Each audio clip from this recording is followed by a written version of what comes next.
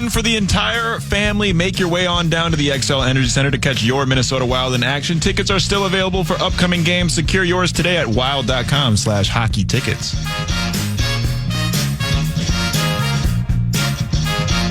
Russo Radio coming up in about 15 minutes, 10 or 15 minutes. And as I mentioned, Kevin Seifert between 5 and 6, much more Vikings conversation. Georgia, Notre Dame. I think the Irish just hit a field goal to tie it in the rescheduled Sugar Bowl. Obviously, the game was supposed to be played last night, got pushed back after the terrorist act at in the French Quarter. I think between 2 and 3 a.m., somewhere around there. This story has been very fast moving, and then on the other hand, moving very deliberately, to the extent that we went from a belief early that the attacker acted alone to the suggestion that there was evidence that there was more than one individual involved, which obviously made it appear even more ominous, to the latest information, and it may not be the last word either, that federal and local officials are now saying that they believe the U.S. Army veteran who drove a pickup truck into the crowd did indeed act alone. In addition, so far, officials are saying they have found no provable direct link or even indirect link between that terrorist attack and the explosion of a Tesla Cybertruck in Vegas that was driven by another service member. Quote from the Deputy Assistant Director of the Bureau's Counterterrorism Division. This was at a New Orleans news briefing well before the Sugar Bowl at the Superdome. We're confident at this point that there are no accomplices. The belief is that Shamsud Din Jabbar, 42, acted alone in the attack. They're also identifying a 37-year-old man named Matthew Allen Livelsberger, a U.S. Army service member from Colorado, as the driver of the Cybertruck that exploded in front of Trump International Hotel. He had been fatally shot in the head before the blast. Authorities found the handgun he used at his feet. I don't even think he's been removed from that explosion because of the degree of damage that was done.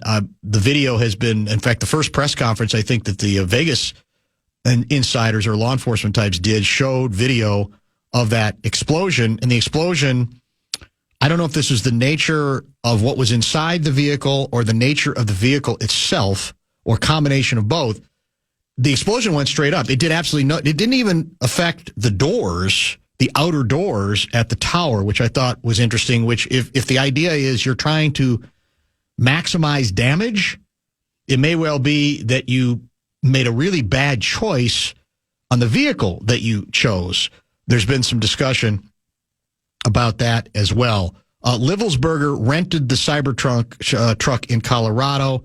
There were fuel canisters and large firework mortars in the back, and that truck arrived in Vegas about 7:30 a.m., drove up and down Vegas Boulevard for an hour before pulling into the Trump Hotel, parked for about 20 seconds before it exploded. The blast in the New Orleans truck attack bore some superficial similarities, including that the vehicles were borrowed from the same car rental app, both men with military experience. But the FBI big shot says investigators have found no definitive link. That doesn't mean that they can't, but that's where they're at on this deal as well. They do believe that Jabbar, he apparently, they believe now, previously, this is where it got tricky. Previously, the FBI had said they believe Jabbar might have had help placing explosives around the city's French Quarter, but further evidence of surveillance video eased those concerns. I don't even know how you get that wrong. I really don't. Because my assumption was they said, well, that they must have had video that showed other individuals who are wiring these explosives. Now, I think the trigger to activate those explosives was found within the white truck that Jabbar drove through the crowd. I don't know how you get that wrong, but there's been a lot of things. The press conferences for this thing have been weird. They've been I hate to say this, but the political history of New Orleans, there's a lot of weirdness that's happened there for many, many generations, including some of the folks who have been governor of that state. But it's kind of been, it's felt kind of clown showish to me. Too many people speaking up, arguing with media members or with each other. It's not going to go in the textbooks early, I think, as from a media relations standpoint of here's how you go about conducting these sorts of press conferences in the most professional way possible. Jabbar himself filmed and posted 3 Facebook videos hours before the attack describing his desire to kill. In the first, he explained that he originally planned to harm his family and friends, but was concerned that news headlines wouldn't focus on what he described as the war between the believers and the disbelievers. Said in the videos he had joined ISIS before this summer, posted the last video at 3:02 a.m., mowed down pedestrians on Bourbon Street about 3:15 a.m. local time. The quote from the FBI, big shot, he was 100% inspired by ISIS, referring to the Islamic State terrorist group that once controlled a self-proclaimed caliphate in parts of Iraq and in Syria. Added that authorities were still poring over social media and talking to people who knew him to learn more about his path to radicalization. I think he had either just separated or divorced with his wife. There were some personal issues. Often we end up finding it's a combo platter of being radicalized and being more vulnerable on the basis of some things going badly in their own lives as well. He had served, did Jabbar, in the U.S. Army for 10 years, including a 2009-10 deployment to Afghanistan as well. A harrowing scene. There's also some questions about some barriers that were not up as they normally would, that were being, I believe, sort of reconditioned for the purposes of Super Bowl security.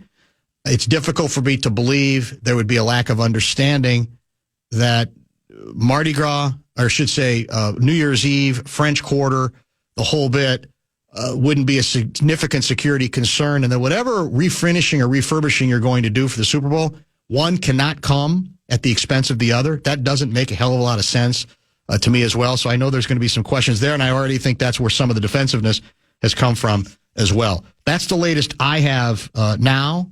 We may get to more of that a little bit later in the broadcast, but I wanted to give you the latest information that we had coming our way.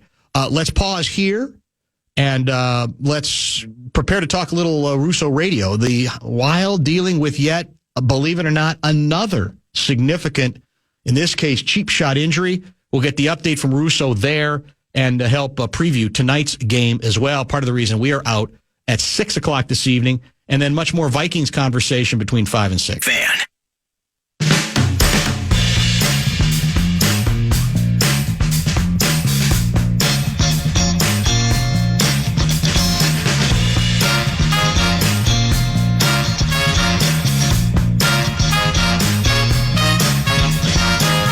More of the same for your Minnesota Wild hockey team. Another game, another injury.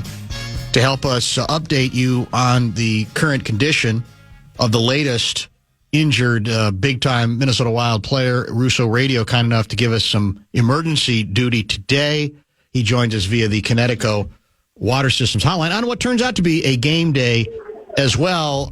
Russo Radio, Happy New Year, and give us the very latest on Jared Spurgeon. Actually, we should have done this in about an hour because Billy's actually going to meet with us at 6 o'clock our time, 5 your time. So pay attention to the X account and Blue Sky and all that, and I'll have the latest. But, as of yesterday, they were encouraged, but he was getting his MRI today. So he's supposed to give us some sort of update, hopefully a timetable on what he's dealing with. Yesterday, they were encouraged.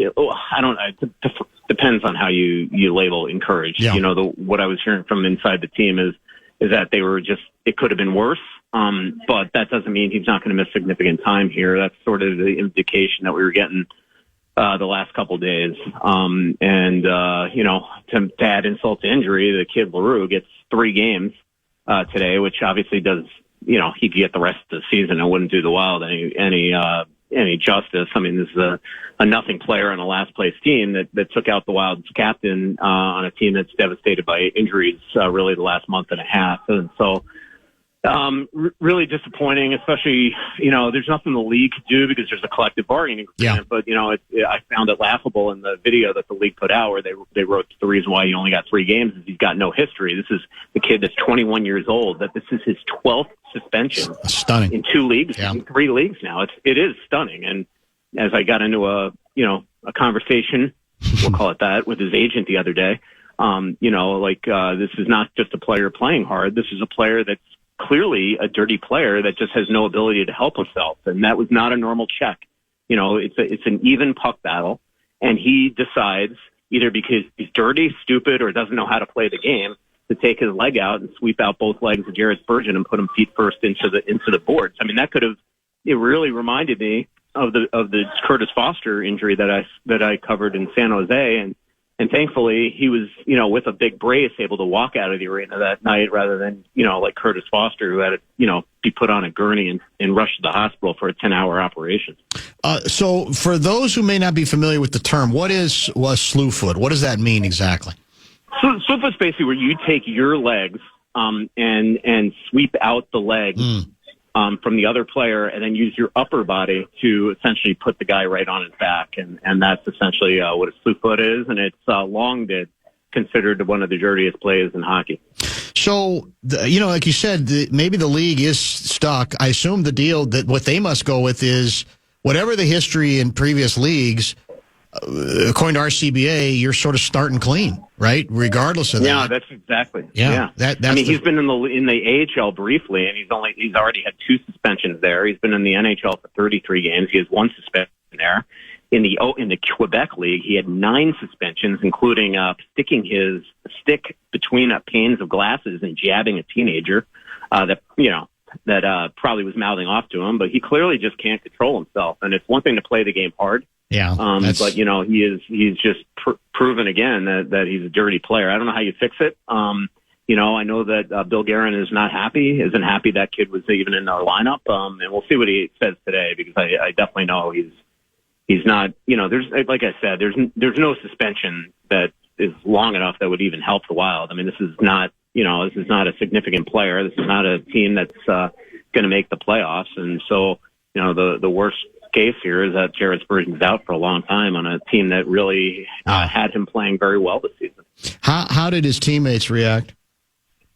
Not happy. I mean, that was definitely what was in the locker room today. I mean, just listen to the guys talk about it. They're not happy. But the one thing about the Wild and their injuries, even though they've been in a rut lately, is they still find ways to win games. And the other night, the Wild did not look at good that game. Philip Gustafson was amazing, but that game turned that's another reason why, Nashville should be pissed off. I mean, that game was there for the taking for them, and that incident turned the entire game around. Not only did it put the Wild on a major power play, where they scored the first of 3 power play goals, but, it just angered them to such a degree that they came out with obviously some vengeance. And so, they've got to play better hockey. They know that. But for a team that, just can't seem to catch a break with the injuries, and now they've got Kaprizov out, and obviously Middleton hopefully is, on the mend here and going to be back soon. But now to lose Spurgeon, it's just crazy to me. I hate to turn this into Injury Central, but we got to cover it because it's the news. There's no question. Give me updates on where we are with Kaprizov and Middleton. Yep. The Wild are still, saying that it's a minor thing with Kaprizov, that they're playing it with cautious. Billy hopefully will give us a further update today. As I said to Max the other day, and I've written in The Athletic, it's certainly sounding like a groin strain. Everything I'm hearing is that this is not a major thing, that he's just been dealing with soreness for a while now, and that it finally, after that game against Chicago, complained about it. And they just decided, let's keep him off the ice for a little while because they can't have this linger. So we'll see. That's what they're saying. We'll see if we get a further update from Billy today. Sorry it's so loud down here. That's all right. We're fine. We're getting through it. What about Middleton? Middleton, I don't know what this necessarily means. Maybe Billy will give us a further update, but the return to play protocol has begun, where he's not just skating. He's using sticks and, puck handling and things like that, which was the big thing with with the operated on, finger that he had. So, I know that he'd love to come back. He hasn't practiced yet. He is eligible to return Tuesday against St. Louis. I would assume that that's way too soon for a guy that's missed as much time as he is.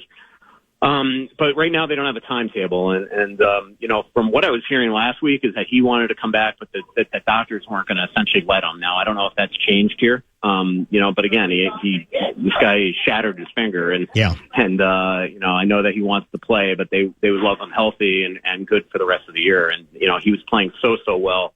When he got hurt, as I've said, there's a case that could be made that he was their best defenseman this season. And that, I think, is the biggest reason. Like, you look at all their injuries, where they really started in a rut was that game where he got hurt, a shift into the Edmonton game. Like, everything was, fine up until then. They were the best team in the league, and then they lose to Edmonton in a game where he got hurt, and it's been really treading water since then.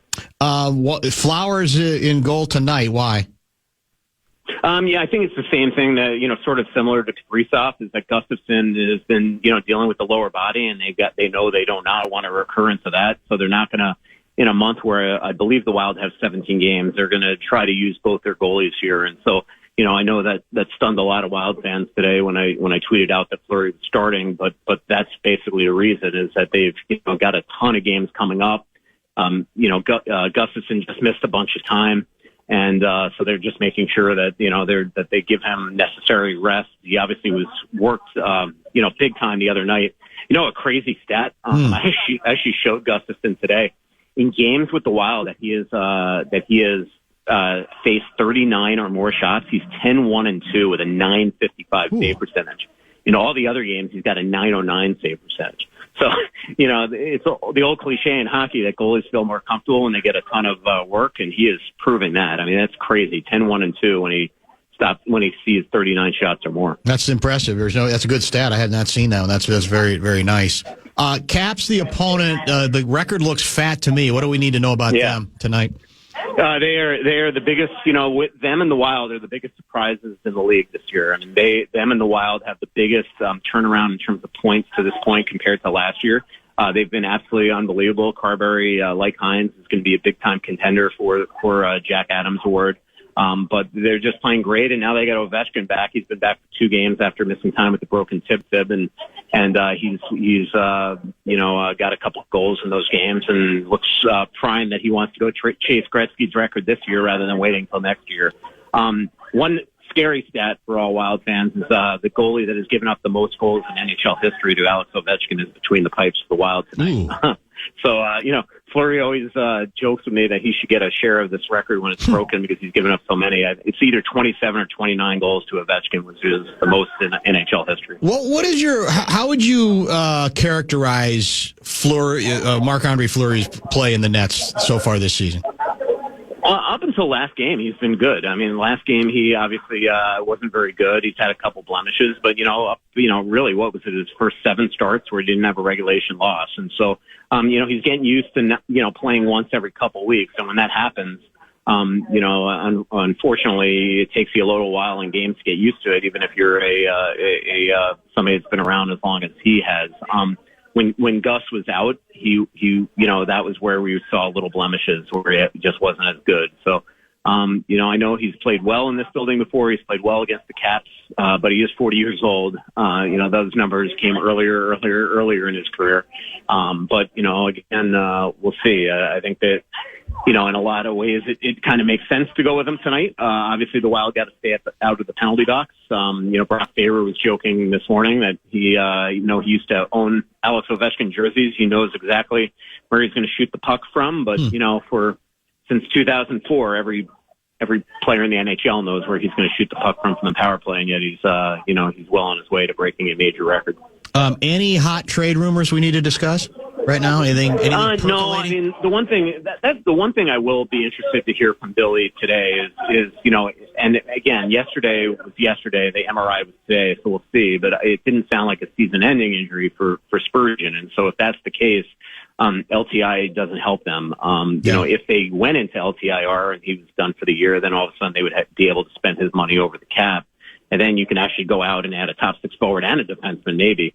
So we'll get hopefully a timetable today. But there's really for the Wild, no big trade rumors out there, especially with Middleton coming back. Mm-hmm. The good news with Middleton coming back is that, maybe they can stay out of LTI, but most likely the way that their cap is right now, they're going to probably have to flip Middleton and eventually put Spurgeon on LTIR to be able to afford call-ups and things like that. And then when you do that, if a guy's coming back, you have to become cap compliant when that player comes back. So it wouldn't help the Wild in the terms of the trade market. But we'll see. There's a reason why they've been doing all this gymnastics, sending guys back and forth to the minors. They're trying to always get below that LTIR threshold, get below the cap ceiling, and then you start accruing space. And then, the hope is that come trade deadline, you can make some sort of move, whether it's, I think very necessary, getting a top six forward if they can. Last item, an interesting question that just popped in. I want to get your reaction to. He asks, this is 6, it looks like, what area code are we talking about here? 402. Do teams ever police their own players? Nashville Vets had to see that as dirty to a well-respected opponent. Are they willing to tell this fool that what he did was wrong? Well, they better. I mean, he essentially, in my eyes, lost on that game.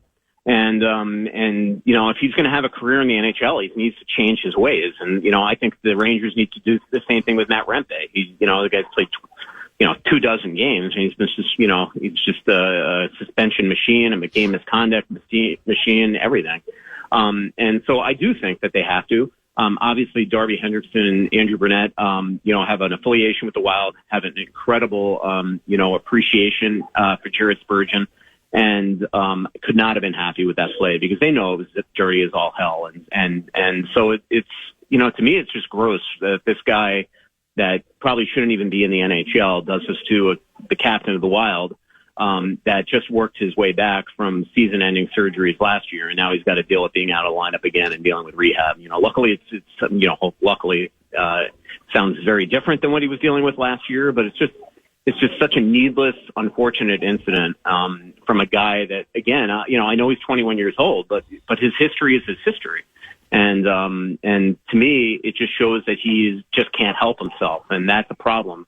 And, they're the ones that put him in the lineup. They're the ones that decided to sign him, all that stuff. So, if they have integrity at all, I think that Barry Trotz and Andrew Burnett are going to sit down with this kid and try to give him the facts of life if he wants to have a long career in the NHL.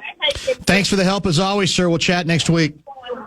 Yep. See you, Dan. Thanks, Russo. That's Russo Radio. Sounds very raucous, very busy where he is. And, of course, he is where the Wild will be back in action tonight. And that's why we're out a half hour early. The Capitals, the opponent, all the coverage beginning on our flagship, FM 100.3, The Fan, at 6 o'clock. Preceding that will be a full hour of Vikings discussion with Kevin Seifert. Let's get a pause in here now. We got a little bit of an opening, so we'll get to some texts that have come into the Bradshaw and Bryant KFAN text line at 646. Update you on a couple of other stories when we return. Time now for the Vikings Report on The Fan, presented by Miller Lite. Vikings safety Cam Bynum joins Barreiro next after this from Miller Lite. Wild Wednesdays, sponsored by Jim Beam, the official bourbon of the Minnesota Wild, are here all season long. Listen every Wednesday through March for your chance to win tickets. Fighting Irish get 10 quick points late. It was a defensive barn burner 3-3 with Notre Dame in the Sugar Bowl. And then Notre Dame gets a field goal and then a strip sack, fumble, recover it, and a play later, touchdown pass. And so at the half in the Sugar Bowl, it's the Fighting Irish 13, them dogs, the Georgia Bulldogs 3. We got some bonus time, as it turns out, with Lavelle E. Neal III. He joins us via the Connecticut Water Systems hotline. And as we welcome you back to the discussion, we should mention, because I know we're going to talk certainly a lot of Vikings-Lions, it's now official, apparently. We hit the Pro Bowl mother load.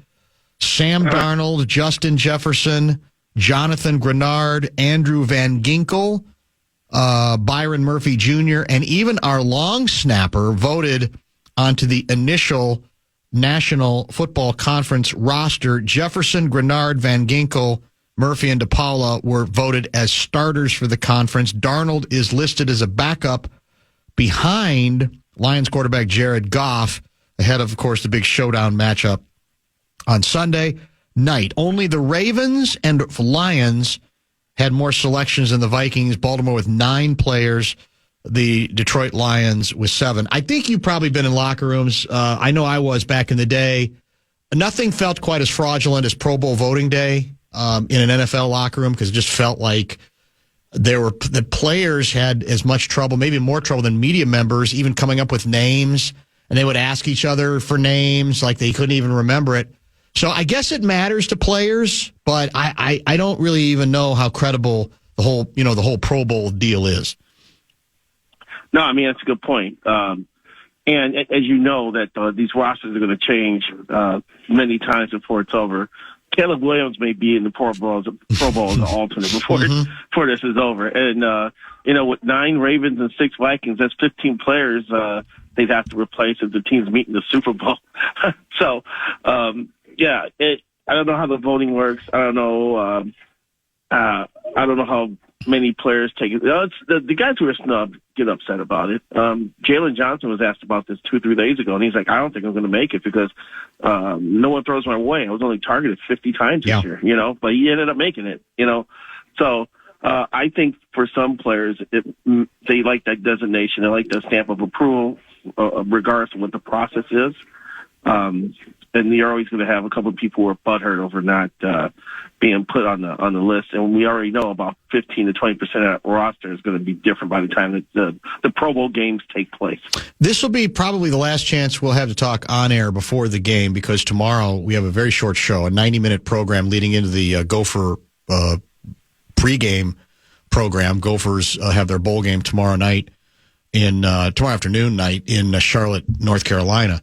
So give me, and maybe you've already predicted it on air somewhere or in print or a combination of both. Who wins on Sunday night and why? I think the team with the better defense is going to win. I think that they're going to stop Detroit enough, and the Vikings are going to thrash the Lions' defense. I mean, the San Francisco 49ers have 500 yards of offense against Detroit.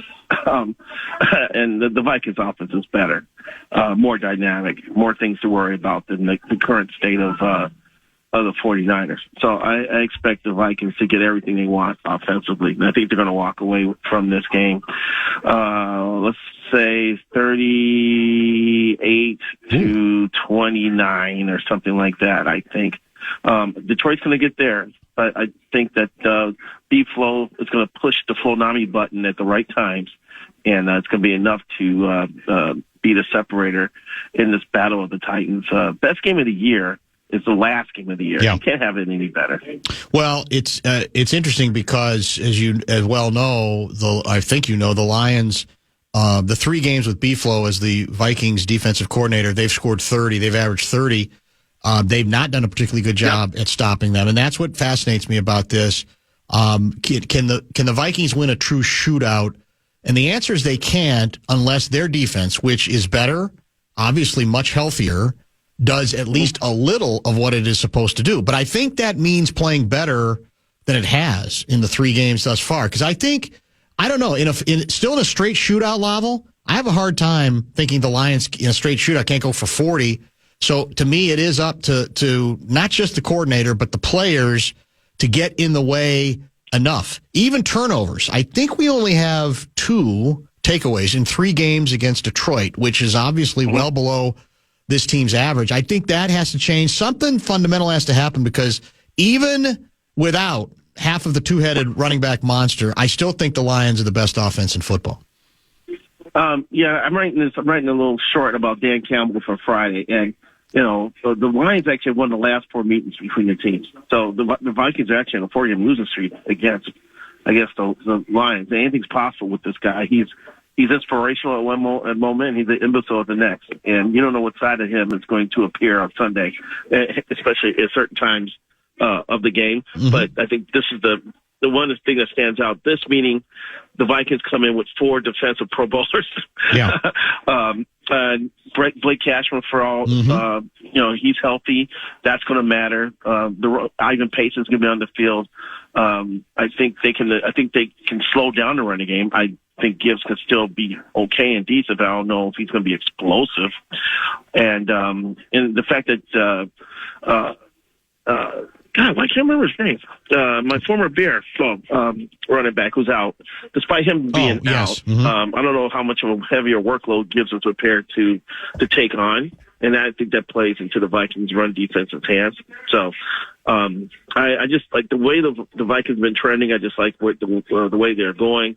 Darnold has made money throws, so if the game ends up being close, in crunch time, he's going to be there to make a play for them.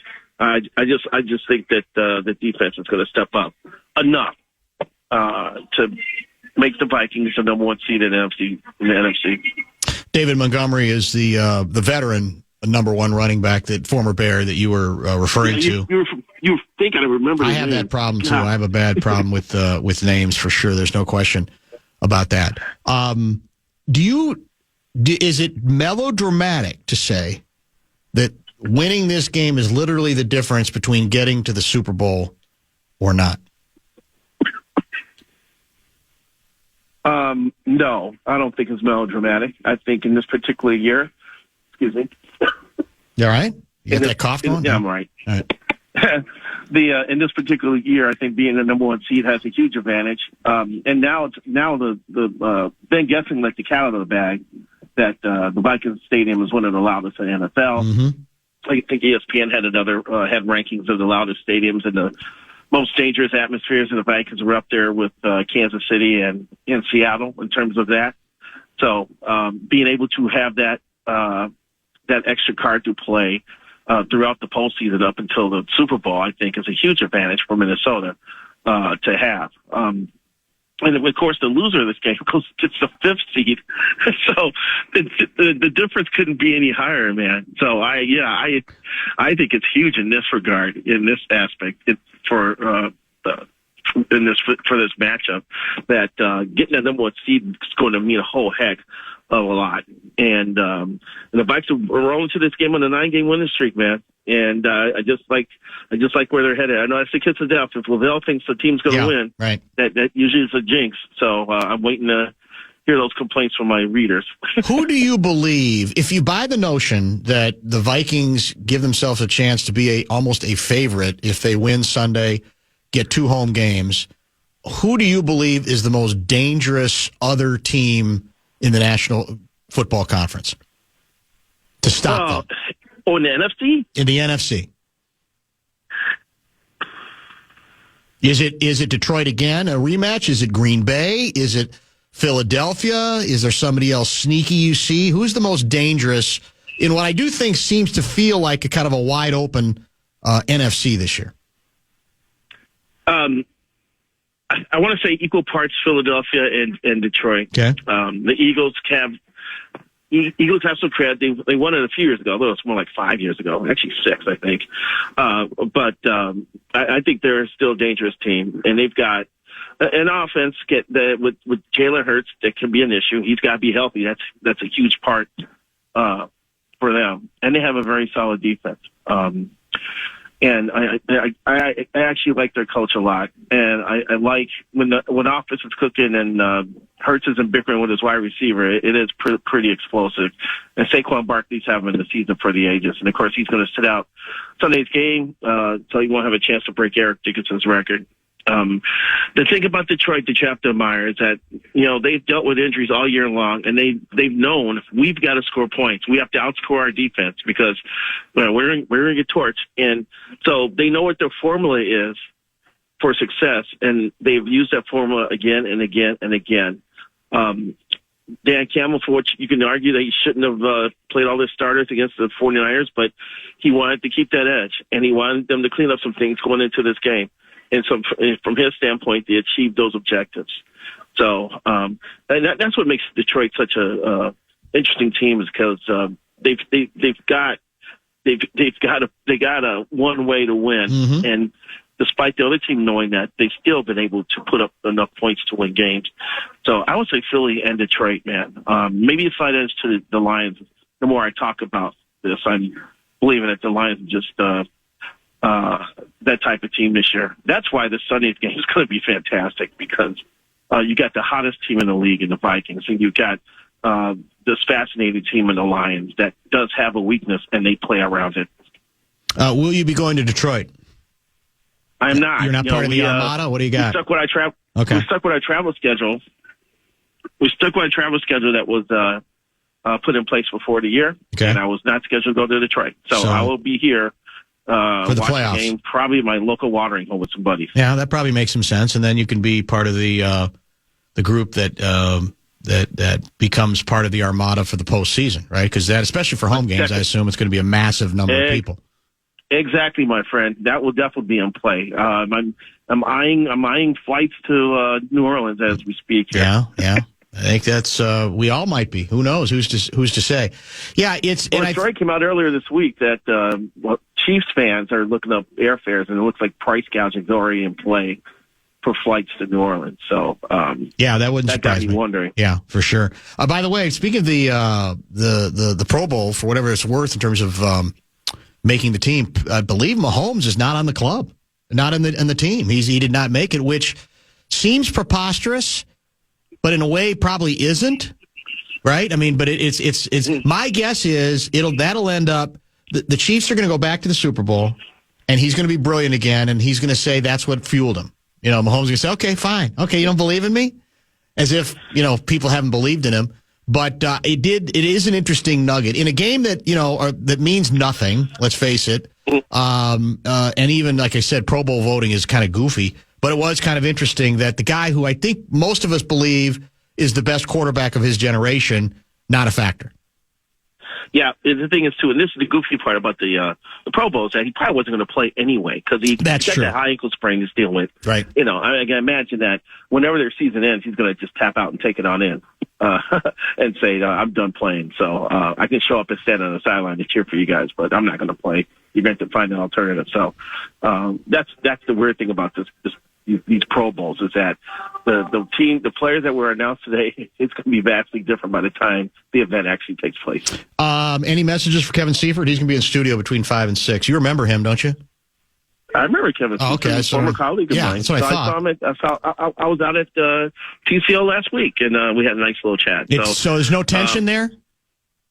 Oh, absolutely not. Okay. Why would it be tension? Well, I don't know. You never know. Guys leave, and then there's their bad blood, and there's some history. There's a lot of egos in this media business. I don't have to tell you. I can't get mad at someone who ends up slipping into the ESPN jet stream, right? And has written it for as long as Kevin Seifert has. Yeah, he's milked it, hasn't he? He's milked I'm happy for the guy. No question about that. Basically, your argument, I should be mad at Russo, for leaving us and going to Athletic, but that's true. I'm not. Yeah. No, you're not wired that way, I don't think. Isn't that part of it? Which is to your credit. I mean, I don't think you're a guy who harbors a lot of that sort of bile. Right. Well, the other thing too, I never consider those competitors either. Now, if you want to talk about someone from the other paper in town, maybe I'd have a little more disdain if they might get bloody then. Sure. Yeah, then it's a completely different deal. But as you know, too, the competition in journalism today, it barely exists. You get scooped on Twitter, and in a half an hour you can retaliate. It used to be you open up the paper and the person has a story that you didn't have. You walk around town all day. Going, God, I suck. Yeah, no, that's true. It's biting. Yeah, it's a great point. Yeah, it could be an entire 24 hours that you have to wallow in your misery. Exactly. Yeah. And trust me, I've been on both sides of that. No question about it. I'm glad we squeezed you in for a couple minutes. We will get back, I hope, on a regular schedule next week. Thanks, Lavo. Last game at Allery's on Sunday, folks. Ooh. Noon, Bears-Packers. Come eat barbecue and watch a debacle. That's a very apt description, I think it's fair to say. Thanks, man. All right, brother. Lavelle E. Neal III. I did mention Seifert in studio. He is in the building. And if you have questions for him, Vikings, National Football League related, hit the Bradshaw and Bryant KFAN text line, and that is 64686. So a good solid hour to come with lots of football discussion, maybe update on the Sugar Bowl game, which I believe is still at the half. College football halves go on for days, it appears, although I thought these were actually shorter than the regular college football games. It still feels like they're milking it. We'll update you there, get to a couple of other things before we wrap things up at 6. Out a half hour early because your Minnesota Wild are back in town, or not in town, but back on the ice in Washington to take on the Caps. All our coverage will begin on the Fan at 6 o'clock.